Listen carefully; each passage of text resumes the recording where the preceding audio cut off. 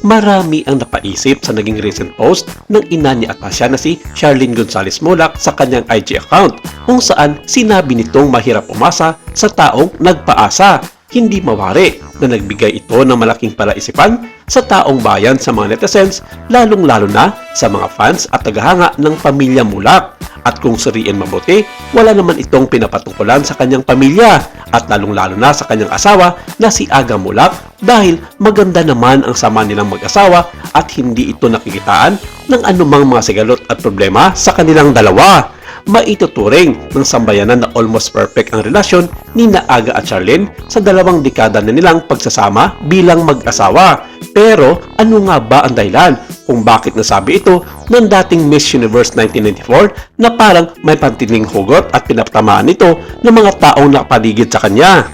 At kung matatandaan, sa pagtatapos noon ng kontrata ni Atasha Mollac sa kanyang hosting stint sa Itbulaga noong March 13, sinabi ng pamunuan ng TVJ Productions sa mga magulang ng dalaga na magiging bukas pa rin ang kanilang pinto para kay Atasha upang hubugin pa ito sa kanyang trabaho bilang host. Nagkataon lamang na nagumpisa na noon ang kanyang mga ginagawa na proyekto outside of Itbulaga, kung saan isa si Atasha sa mga lead actors ng 2017 Thai blockbuster movie na The Bad Genius The Series. Kaya ipinagpalibon muna nito ang kanyang trabaho sa Itbulaga bilang The Barkads co-host kahit wala na nangyaring renewal of contract signing sa pagitan nila ng TVJ Productions. Naging kampante naman dito ang pamilya Mollac sa walang formal na kasulatan dahil alam naman nilang malapit at may malalim ang relasyon ng kanilang pamilya sa pamunuan ng Itbulaga na sina Tito Sen, Vic Soto at Joey De Leon.